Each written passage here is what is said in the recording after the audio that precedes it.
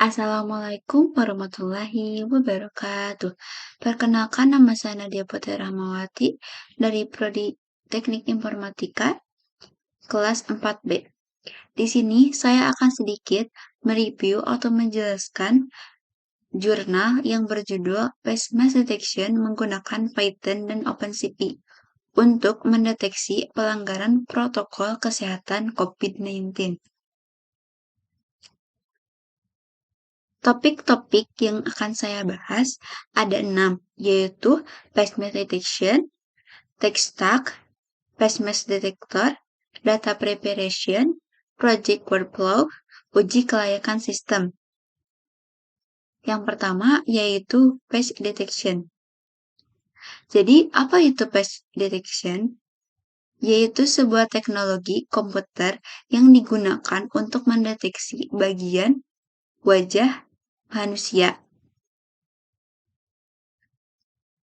Yang kedua yaitu tech stack. Jadi, tech stack adalah suatu teknologi yang akan digunakan atau dipersiapkan. Yang pertama yaitu komputer PC. Komputer PC spesifikasinya yaitu Core i3 340 GHz, RAM 8 GB, hard disk 50 GB, VGA 1 GB, dan jaringan komputer. Yang kedua yaitu Google Cloud Platform. Yang ketiga, sistem operasi. Sistem operasi yang bisa digunakan minimal Windows 10, Linux, dan macOS. Yang keempat yaitu webcam. Webcam minimal 5 megapiksel. Yang kelima, web browser Google Chrome. Yang keenam yaitu bahasa pemrograman. Di sini saya menggunakan bahasa pemrograman Python dengan bantuan library OpenCV. Yang ketiga yaitu face mask detector. Jadi, apa itu face mask detector? Yaitu sebuah teknologi untuk mendeteksi wajah dengan metode konvensional neutral network digunakan untuk mendeteksi wajah dan mengklarifikasikan penggunaan masker. Penelitian ini membangun program komputer dengan Python dengan menggunakan library OpenCV dan Google Colab. Tujuannya untuk menghasilkan sistem pengolahan citra untuk membantu pencegahan COVID-19 dengan pelanggaran protokol kesehatan terkait penggunaan masker di ruang publik.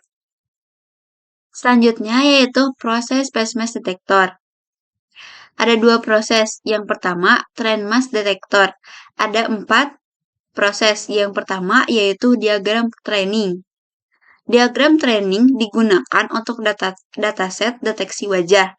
Dengan dataset akan membuat serial deteksi masker wajah. Dataset tersebut nanti akan digunakan untuk membuat detektor masker. Melakukan deteksi wajah, lalu mengklarifikasikan setiap wajah yang menggunakan masker atau yang tidak menggunakan masker. Dan selanjutnya diproses. Sebelum diproses oleh model, gambar dalam dataset harus diubah menjadi format RGB. Nah, proses ini disebut dengan proses image. Yang kedua yaitu Deep Learning Architecture, yaitu suatu fitur non-linear dari sampel yang diberikan. Kemudian, arsitektur yang digunakan untuk memprediksi sampel yang sebelumnya yang tidak terlihat. Oleh sebab itu, Deep Learning Architecture sangat tergantung pada CNN. Pada Deep Learning Architecture, ada beberapa tahapan yang harus dilakukan yaitu dataset collection, training, dan deployment. Nah, yang selanjutnya yaitu dataset collection. Dataset collection adalah sebuah tahapan pengumpulan data dari beberapa sumber yang berbeda.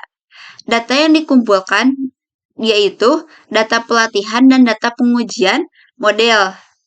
Nah, dari data yang dikumpulkan diperoleh 7.553 sampel.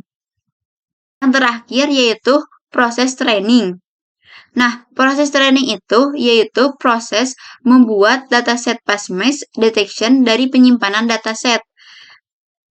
Melatih model dengan menggunakan instrumen dari crash atau trace flow dari dataset ini akan membuat serial PASMES detection pada penyimpanan dataset, yaitu melakukan deteksi wajah. Nah, selanjutnya yaitu proses bonding. Nah, setelah kita deteksi wajahnya, kita berikan bonding box. Jadi bonding box itu suatu kotak persegi panjang untuk kita seleksi area sekitar wajah dan kemudian kita proses menggunakan sistem region of interest. Detect pas landmark yang akan mendeteksi titik-titik yang ada pada area wajah. Nah, selanjutnya yaitu proses klasifikasi wajah. Jadi, proses klasifikasi wajah itu yaitu kita mengklarifikasikan setiap wajah yang terdeteksi menggunakan masker atau tidak menggunakan masker. Nah, dan selanjutnya kita menggambarkan bounding box di sekitar objek.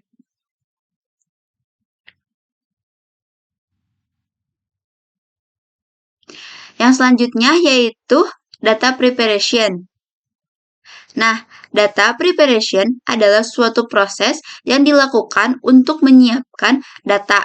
Di antaranya yaitu menempatkan data pada environment cloud dan juga menyiapkan library yang digunakan untuk pemrosesan data. Menyiapkan koneksi untuk menjalankan pemrosesan data. Nah, pertama-tama dataset disimpan di Google Cloud. Data preparation dan proses model dilakukan pada Google Cloud Platform. Selanjutnya, project workflow. Project workflow adalah alur kerja proyek. Nah, di sini ada 5 alur. Yang pertama yaitu load dataset, yang kedua data processing, yang ketiga yaitu pembangunan model, yang keempat training model, dan kelima demonstrasi. Kita akan bahas satu persatu. Load dataset. Nah, kita perlu mengimpor library yang kita perlukan. Yang pertama yaitu library OS, yang kedua library random, yang ketiga library pandas, yang keempat library matplotlib, yang kelima library numpy, yang keenam library TensorFlow. Selanjutnya yaitu data processing. Nah, data preparation dan proses model dilakukan pada Google Cloud Platform. Persiapan image untuk data training, data testing berupa data array. Memuat data menggunakan input-output TensorFlow. TF-URL file path karena akan membuat batch data sebelum melatih model agar proses pelatihan berjalan lebih cepat. Selanjutnya, training model. Proses training model ini terdiri dari 50 epoch dan hanya berjalan selama 17,5 epoch. Keakuratan pendekatan batch mask detection diusulkan dengan membagi dataset menjadi dua, yaitu dataset training dan dataset testing, dengan data with mask dan without mask. Prediksi ini menghasilkan angka akurasi sebanyak 95% dan terlihat pada garis akurasi training loss menghasilkan angka sebanyak 5%. Di sini contoh grafik training prosesnya. Selanjutnya yaitu model convolutional neural network. Nah, model yang kita gunakan yaitu CNN menggunakan unit dense layer 2 dengan aktivasi softmax sebagai output node agar lebih mudah menerima informasi prediksi.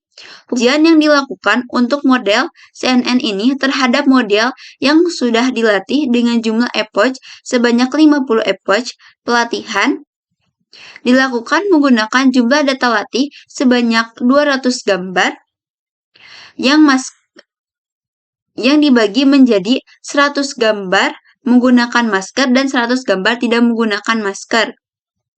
Sedangkan untuk validasi sebanyak 50 gambar menggunakan masker dan 50 gambar tidak menggunakan masker. Jadi total validasi sebanyak 100 gambar. Setelah itu dilakukan proses.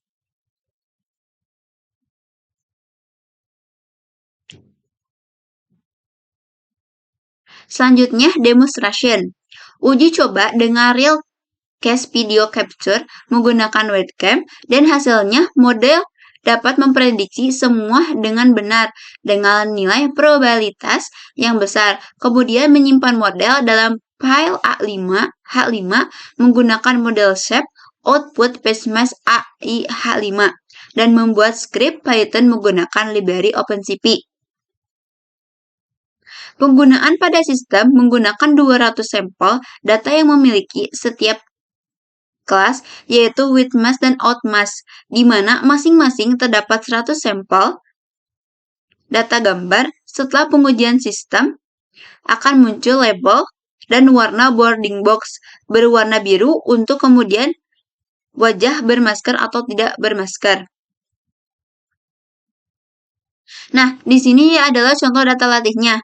Yang di sebelah kiri yaitu data training. Total akurasinya 95% yang with mask, yang without mask-nya 89%. Nah, sebelah kanan yaitu data testing. Data testingnya yang with masker 94%, yang without masker 92%.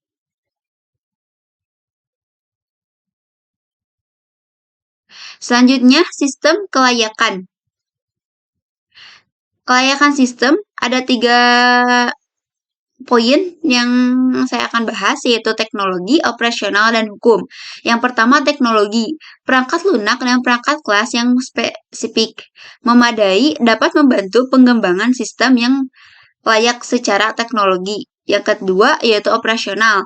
Kelayakan operasional dinilai dari segi penggunaan mudah karena memakai alat-alat yang standar, yaitu web browser, akun Gmail, webcam, dan Google Colab.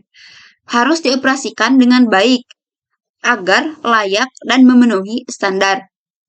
Yang ketiga yaitu hukum. Aplikasi ini menggunakan environment Google Cloud Platform yang disediakan secara gratis dan codingan yang dibuat tidak mengandung unsur-unsur yang membahayakan pada perangkat keras maupun perangkat lunak.